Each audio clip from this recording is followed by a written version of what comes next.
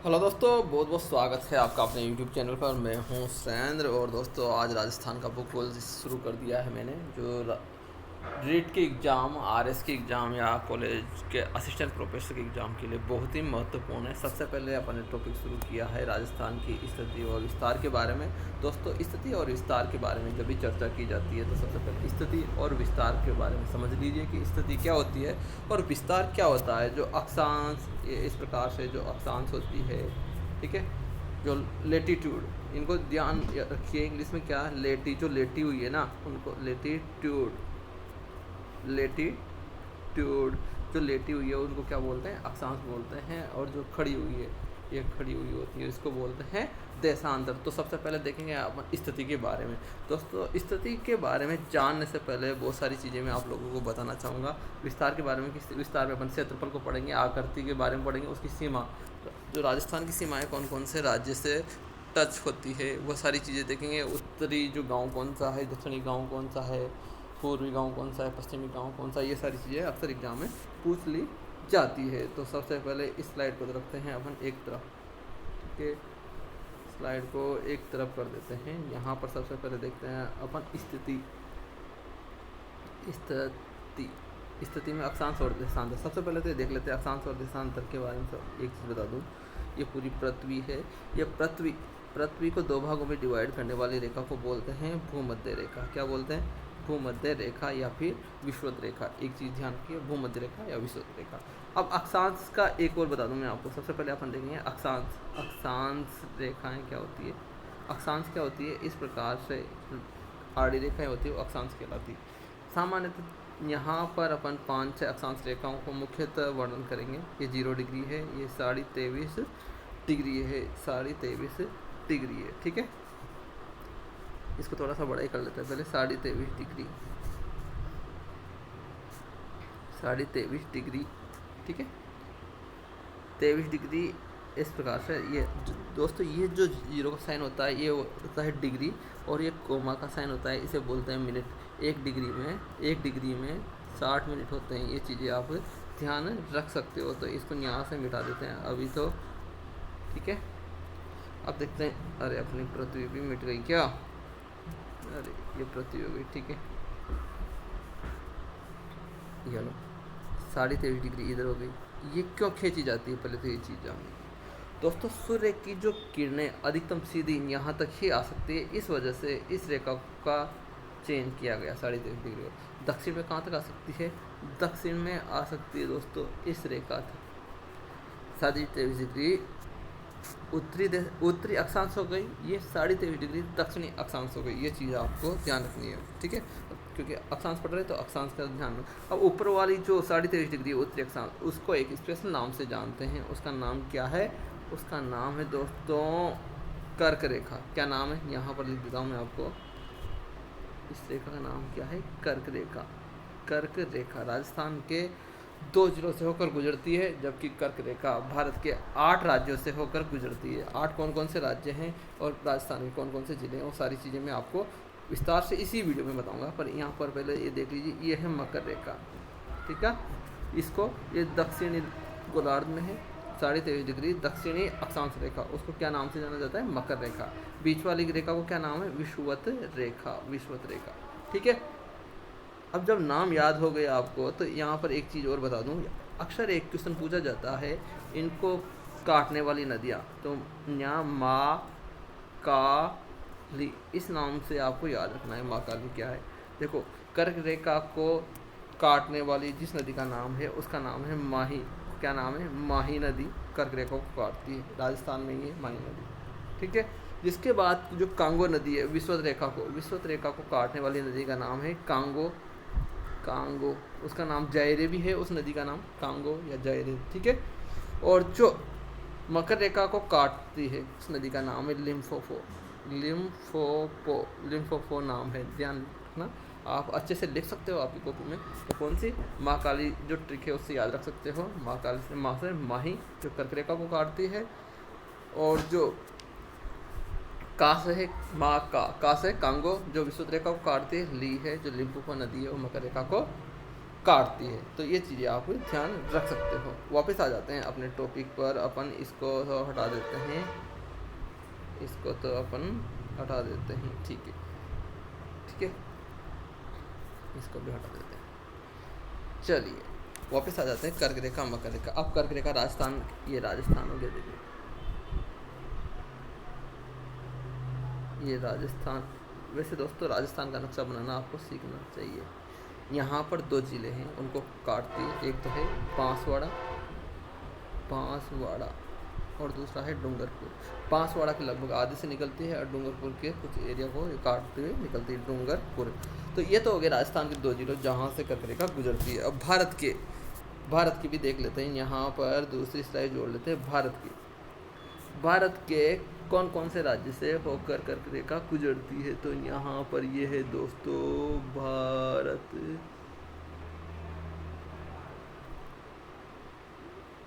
थोड़ा सा ये देख लीजिए, इतना बढ़िया तो नहीं बना पर बना देते हैं, आपने क्या है,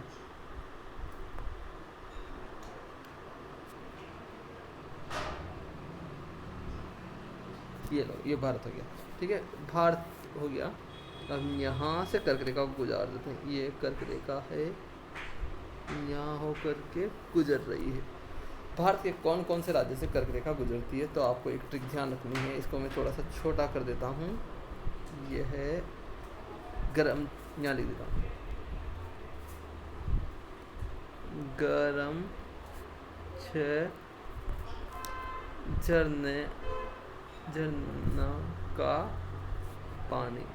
तो दोस्तों इस ट्रिक से आपको ये याद रहेगा कि कर्क रेखा भारत के कौन कौन से राज्य से गुजरती है, और सीक्वेंसली याद रहेगा। देखो ये ट्रिक याद रख ली तो आप कभी नहीं भूलोगे, और इससे संबंधित बहुत सारे क्वेश्चन आते हैं एग्जाम में, मैंने देखा है। आप भी अब अगर ऐसा क्वेश्चन आता है कि कर्क रेखा कौन से राज्य से गुजरती है, कौन से राज्य से नहीं गुजरती है, उसका जवाब आसानी से दे पाओगे। पहले मैं बता देता हूँ, देखो ये है गुजरात, गुजरात सबसे पहले यहाँ पे गुजरात है, ठीक है, गुजरात से फिर राजस्थान, फिर ये है एमपी।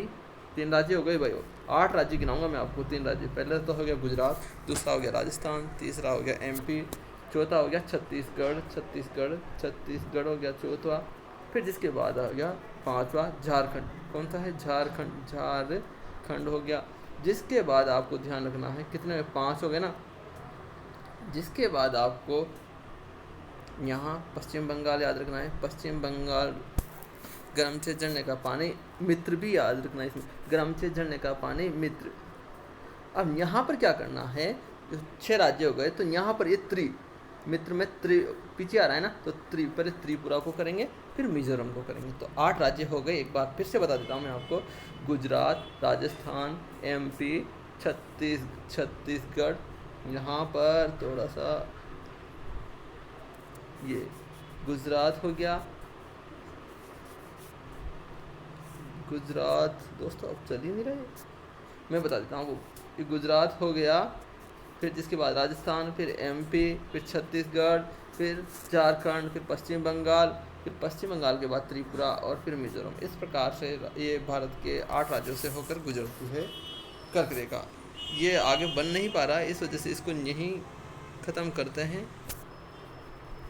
देखता हूँ मैं, अगर ये बन जाएगा तो, हाँ चल रहा है, ठीक है। दूसरी स्लाइड से ऐड कर लेते हैं अपन। तो कर्क रेखा कौन कौन से राज्य से होकर गुजरती है, चीज़ तो आपको समझ में आ गई है। वापस आ जाते हैं अपनी फर्स्ट वाली स्लाइड में, जिसमें अपन ने देखा था ये स्थिति विस्तार के बारे में, स्थिति विस्तार के बारे में मैंने बताया। अब देखो यहाँ पर कौन कहाँ से होकर,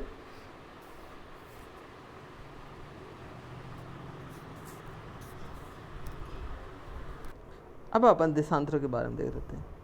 कर्क रेखा जो थी, मकर रेखा थी, अक्षांश रेखाएं थी वो। अब देशांतर के बारे में दोस्तों, ये क्या करती है देशांतर रेखाएं, सबसे पहले समय का निर्धारण करती है और किसी सिटी का उसके लोकेशन में काम आती है। जबकि जो अक्षांश रेखाएं हैं वो कटिबंध यानी कि ताप का निर्धारण करती है, कौन सा कटिबंध। जैसे इस प्रकार से ये हो गई, ये तो हो गई विषुवत रेखा, जिसको मेडिटेरियन लाइन्स बोलते हैं, विषुवत रेखा। ये कर्क रेखा हो गई, ये मकर रेखा हो गई, ठीक है। तो इधर का ये कौन सा, उष्ण कटिबंध हो जाएगा, उष्ण कटिबंध। ये हो जाएगा शीतोष्ण कटिबंध, शीतोष्ण कटिबंध, और ये हो जाएगा शीत कटिबंध। ठीक है, तो मतलब ये ताप का निर्धारण करती है। अब उस प्रकार से मैं बताता हूँ आपको देशांतर रेखाएं क्या करती है। चलो इसको थोड़ा सा अभी टेक्नोलॉजिकल फ्रेंडली नहीं है, पर हो जाएंगे धीरे धीरे। ये देशांतर रेखाएं इस प्रकार से होती है, समय का निर्धारण करती है। ये 0 डिग्री कहाँ से गुजरती है? इंग्लैंड में ग्रीनविच नामक स्थान, ग्रीनविच नामक ग्रीन कभी कभी ये काम नहीं करता, ग्रीनविच नामक स्थान से गुजरती है इंग्लैंड में। ठीक है, 0 डिग्री देशांतर। अब देशांतर का इस प्रकार से जाल बना हुआ है। ठीक है, इसको इंग्लिश में क्या बोलेंगे? लॉन्गिट्यूड, लंबी लंबी लाइन है ना, longitude lines, longitude lines English में। तो ये अक्षांश के बारे में आपको समझ में आ गया, देशांतर के बारे में समझ में आ गया।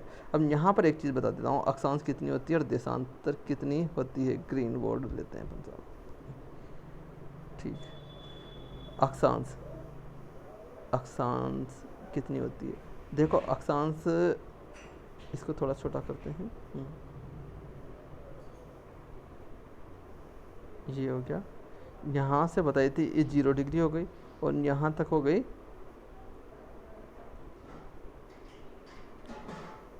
90 डिग्री, यहाँ पे हो गई 90 डिग्री। तो मतलब 90 इधर हो गई और 90 इधर हो गई इस वाले कॉर्नर पे। ठीक है, 90 ऊपर हो गई, 90 नीचे हो गई, और एक ही हो गई। तो 90 प्लस 90 प्लस 1 कितनी हुई? 181। अगर आपसे पूछ लिया जाए कि अक्षांशों की संख्या कितनी है, तो 181 आप लगा सकते हो अगर ऑप्शन में है तो। पर अगर 179 हो तो 179 भी सही आंसर हो जाएगा। 179 वो कैसे होगा? देखो दोस्तों, जो यहाँ पर है ध्रुव में, वो बिल्कुल गोल गोल पॉइंट है, इस वजह से उनको नहीं माना जाता है। तो 89 ऊपर हो गई उत्तर में, 89 दक्षिण में हो गई, प्लस 1 हो गई, तो कितनी हो गई दोस्तों? 179। तो ऑप्शन में अगर 179 है तो वह लगा सकते हो, अगर ऑप्शन में 181 है तो वह लगा सकते हो, पर दोनों साथ नहीं दिया जाएगा। अगर ऑप्शन में दोनों साथ दे रखा है तो क्वेश्चन डिलीट कर दिया जाएगा, दोनों साथ नहीं दी जाएगी। तो आपसे अगर पूछा जाए अक्षांश की संख्या कितनी है, तो या तो 181 होगा या 179 होगा। अब देशांतर के बारे में देख लेते हैं वैसे अपन। ठीक है, देशांतर के बारे में देख लेते हैं, देशांतर के बारे में देख लेते हैं साहब अपन। ये लो देशांतर रेखा, ये 0 डिग्री हो गई, इस प्रकार से ये ऐसे करके 180 उधर पीछे, इसके जस्ट पीछे आएगी, वो कितनी आएगी? 180। तो यहाँ पर एक तो 0 डिग्री हो गई, 0 डिग्री हो गई, प्लस 180 एक तरफ। ठीक है, प्लस क्योंकि 180 तो कॉमन है, इस वजह से दूसरी होगी 179। ठीक है, तो ये टोटल कितनी हो गई? 360। अगर देशांतर के बारे में पूछी जाए देशांतर कितनी है, तो कितनी होगी? 360 देशांतर रेखाएं होगी। तो ये अक्षांश और देशांतर का मैटर तो आप लोगों को समझ में आ गया होगा। अब चीज़ें बता देता हूँ मैं आपको राजस्थान के बारे में कि राजस्थान कहाँ पर सिचुएटेड करता है। ये हो गई, देखो इसको चार, ये 2 गोलार्धों में, उत्तरी गोलार्ध हो गया, नॉर्थ हो गया, और ये हो गया साउथ गोलार्ध। ठीक है, पर अगर इसको ऊपर से इस प्रकार देशांतर भागों में बांटा जाए तो ये अब ये कौन सा हो गया? ये हो गया वेस्ट और ईस्ट, ये हो गया पश्चिम उत्तर पश्चिमी क्षेत्र, उत्तर पश्चिमी क्षेत्र, उत्तर पश्चिमी क्षेत्र। ये हो गया उत्तर पूर्वी गोलार्ध, उत्तर पूर्वी गोलार्ध। तो राजस्थान दोस्तों उत्तर पूर्वी गोलार्ध में ही स्थित है। यहाँ पर मैं छोटा दूसरा कलर लेता हूँ, ये इस प्रकार से है, इस प्रकार यहाँ पर राजस्थान स्थित है। ठीक है, इनको जो ज्योतिष होते हैं वो भी एक प्रकार से नामकरण करते हैं, तो उन दिशाओं का नाम भी बता देता हूँ मैं आपको। 4 दिशाएं इस प्रकार से नामकरण, 4 कोण होते हैं वो। एक तो यहाँ पर होता है ईशान कोण, ईशान कोण इस दिशा में, जो इस कोण में होगा उसको ईशान कोण बोलेंगे। यहाँ पर होगा आग्नेय, आग्नेय, आग्नेय, यहाँ लिखने में अच्छे से नहीं आ रहा, देख लो, आग्नेय। यहाँ होगा नेत्रीय, नेत्रत्य, यहाँ होगा वायव्य, वायव्य। अब इनको याद कैसे रखें? तो दोस्तों ABCD के हिसाब से याद रख सकते हो। ये ई से होगा, पर यहाँ इसको ए से कर दो, ये N से हो जाएगा, ये V से हो जाएगा। तो बढ़ता हुआ क्रम है, या कैसे भी याद कर लो आप। तो अब अगर पूछ लिया जाए ज्योतिष के अनुसार कि कौन से कोण में राजस्थान, तो ईशान कोण में। कौन से कोण में है? ईशान कोण में राजस्थान स्थित है। अब भारत के हिसाब से देख लेते हैं कि भारत के हिसाब से राजस्थान की स्थिति क्या है। भारत के हिसाब से राजस्थान की स्थिति क्या है वह देख लेते हैं दोस्तों। हाँ, ये इसको पहले मिटा देते हैं। ये एक तो थोड़ा काम कम करता है यार। हाँ, अब देखते हैं।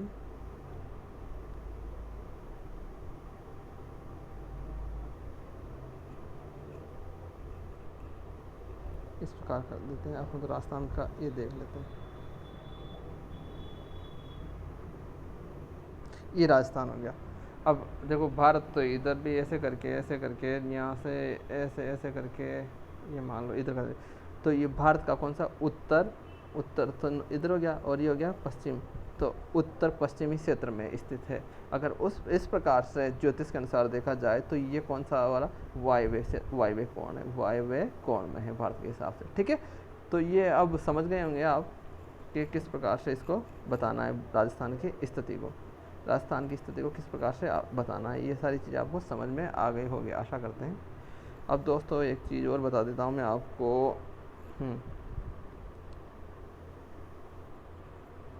राजस्थान का अक्षांश और देशांतर।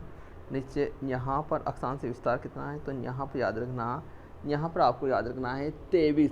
कितने हैं? 23 डिग्री याद रखो। 23 डिग्री उत्तरी अक्षांश में, ऐसे लिखनी पड़ा रंग से, उत्तरी अक्षांश 23 डिग्री।